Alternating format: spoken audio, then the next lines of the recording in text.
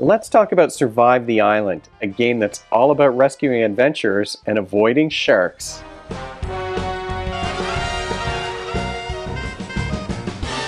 Welcome to Brains on Games. I'm Dr. Brian McDonald. In this episode, we're going to talk about a game that came to me in a big box that Asmodee sent my way a while back. It's a game from the folks at Zygomatic, a game called Survive the Island. This is a game for between 2 and 5 players. You can get up to 5 players on this one.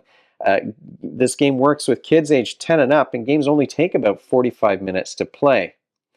Let's take a deeper look at Survive the Island from Zygomatic. Survive the Island is a pretty great looking game. I mean, you've got these sea monster meeples that are screen printed. You've got sharks. The sharks were my favorite because they pop up out of the water like this. Like, these guys are really cool, I think.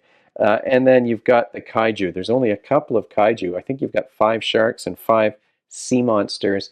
And then these are the kaiju that can come on the land and come after you.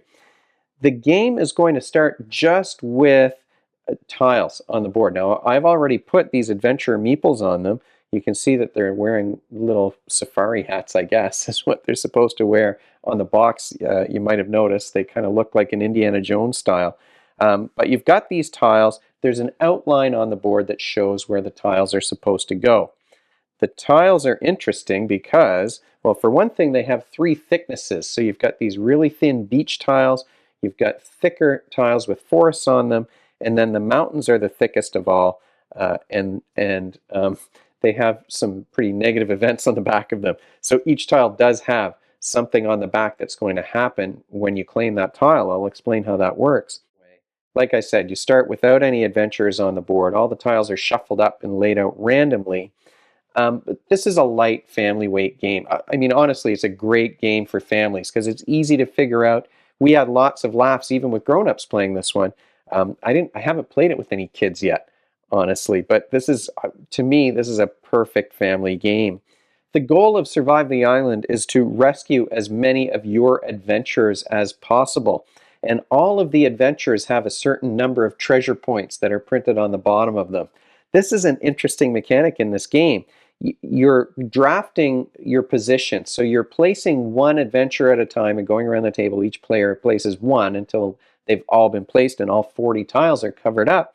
But they do have numbers on the bottom. You can look at them before you place them, but once these adventurers are placed, you can't check them again to see what's left. So the idea is to sort of devise some strategy for placing these things and then remember the ones that are worth the most. There's a couple that are worth 5 points. There are a couple that are worth 4 treasure points, they're called. There's a few 3s, lots of 2s and 1s. So you have to make some decisions about whether you're going to put them kind of on the outskirts of the island or more in the middle. And are you going to bluff the other players and kind of make it seem like you're putting your high value figures towards the outside where it might be easier to rescue them. So you're trying to move these adventures towards these rescue islands on the corners of the board. The game is going to end either when there are no adventurers left to be rescued or when you flip over 3 volcanoes. So the mountains have some volcanoes on them and some whirlpools as well. But once the 3rd volcano is flipped, you're going to wrap things up fairly quickly when that happens. This is a super easy game to understand. So like I said, you've got the tiles all laid out. Then you place, everybody's drafting to place their meeples. Then there's a draft to place these rafts that you can use to rescue the adventurers and get them off the island and over to the rescue island. And on your turn, you're basically just doing 3 moves. So you're trying to move the adventurers towards a raft, probably. You might be moving them away from monsters. So the rule is you can divide up those moves however you want.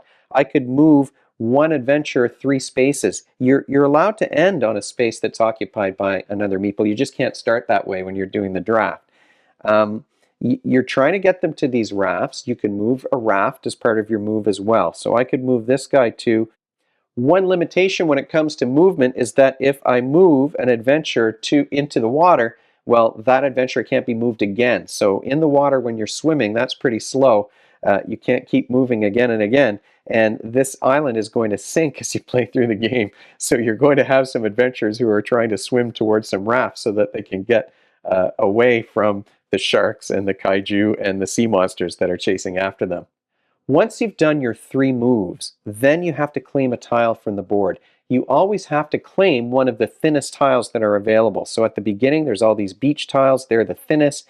The beach tiles all have to be gone before you can start taking these forest ones, and the forest ones have to be gone before the mountain ones can be taken away. So I might decide, if I'm the orange player, not the purple player, I might want this tile here because it's going to open things up for the sea monster to come after that purple player. So I'll take this tile from the middle.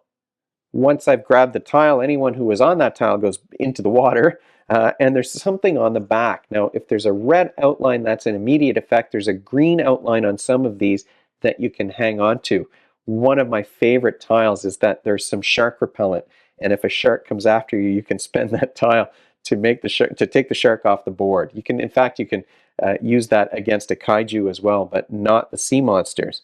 So this is a tile, though, that shows that a kaiju is going to come on the board into the space that I just took this tile from, and then the tile gets discarded.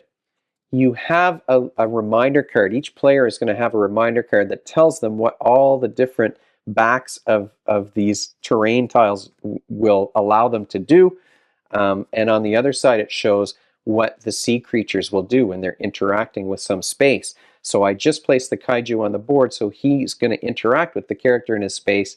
Kaijus can destroy rafts, but they don't kill the adventurers, they just spread them out. So now I'm going to move this adventurer to another space nearby. Once you've resolved that tile, the final thing you do on your turn is roll the creature die. This was one thing that I didn't find very clear in the rule book, and I think I wasn't the only one because I looked online and lots of people had this question. So you roll the die, whatever face comes up, that's the creature that's going to move. Now, of course, if I roll a shark, there's no sharks on the board yet, so that's just a useless roll. Nothing's going to happen. But if I roll a sea monster, I can move one of the sea monsters. So the rule kind of could be interpreted as all of the sea monsters should be moved when I roll a sea monster face on the die. That's not the case. You choose one and you move it. Sea monsters can move only one space, but the other creatures can move 1 or 2. And as the active player, I'm deciding which one moves and how far is it going to go. Sea monsters destroy rafts, and they destroy anyone who's in the raft. They destroy swimmers as well.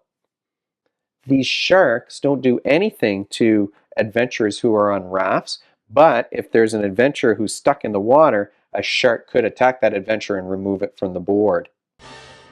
What skills, though, are you practicing when you play Survive the Island? Well, I mean, there is a spatial component to this game. You're evaluating, where you're going to leave that raft. Will it be safe from the sea creatures that are around it? Mind you, there's some tiles that can move the sea creatures around too. This sea monster can only move one space. My raft is 2 spaces away from it. I would think I'm safe, except that there might be multiple turns going around before I get to move this raft again, and my poor adventurers might get eaten.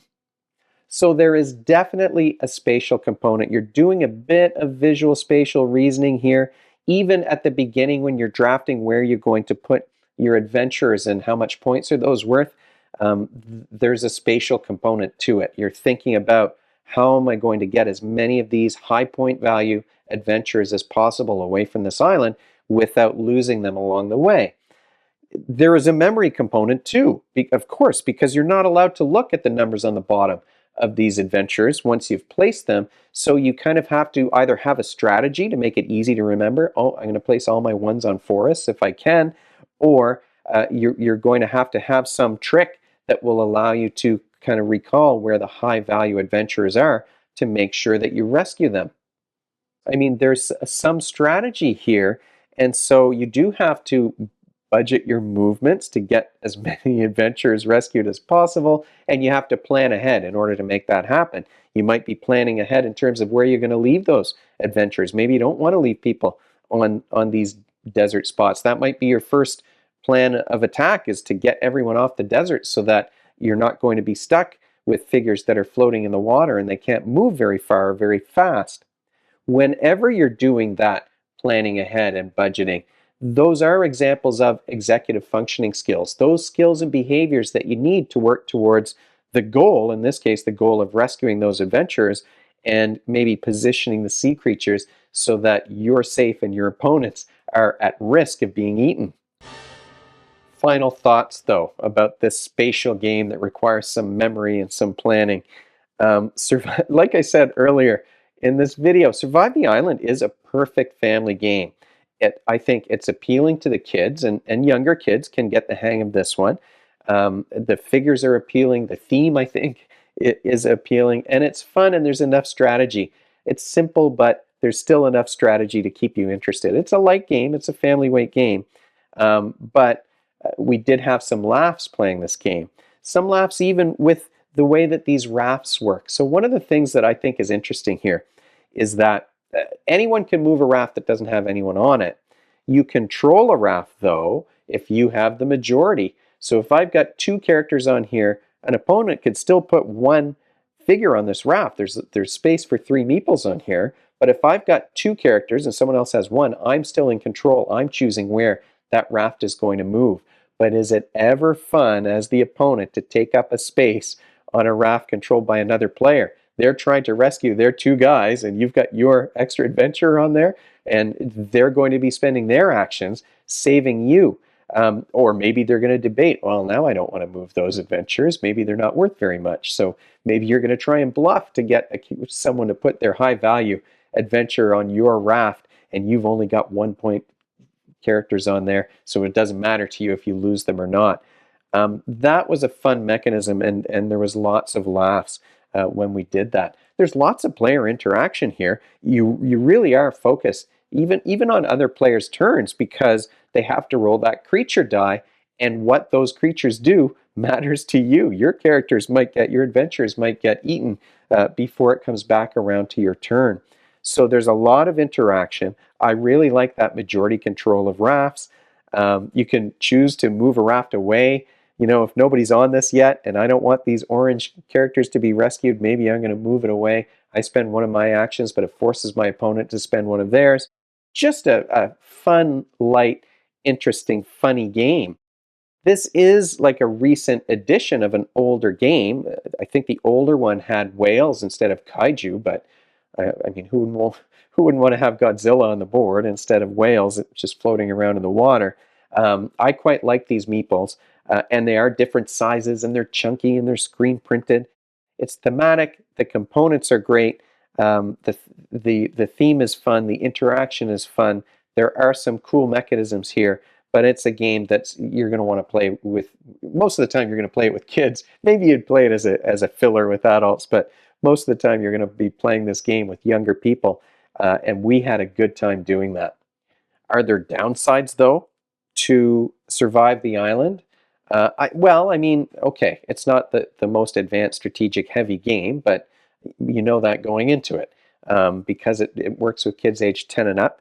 There's the randomness of the die rolls and the randomness of the tile reveal. These are all shuffled around.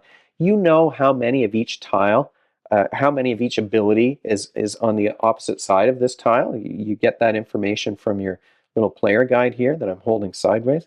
But it is random, and that might be a deal breaker for some. There's that random element. It's not entirely strategy here that we're talking about. That's I think, part of what makes it competitive. Like the younger kids can compete with the older players because you have a little bit of that luck. Now, there's sort of player elimination, but when a player is eliminated, that's really going to start speeding up the pathway towards the end game, because suddenly you're flipping two tiles, or you're removing 2 tiles instead of 1, which does mix things up quite a bit. So we're talking about a fast-paced survival style game that can be tense. Usually it's just funny though, and it's a perfect game to play with family. So thanks so much to the folks at Asmodee for sending Survive the Island my way. We had a good time with this one. I hope that's obvious from the video, but if you have any questions or comments, you can leave them, of course, in the comments section below the video, or you can email me at brian@brainsongames.ca. brainsongames.ca is the website. That's where future episodes will go. Previous ones are already up there. Brains on Games is the X handle and the Facebook page and the Instagram feed, so we're all over the place. And if you enjoyed this video and you want to be notified of future ones, you can head on over to YouTube and click that subscribe button. Thanks for joining me, and hopefully I'll see you next time.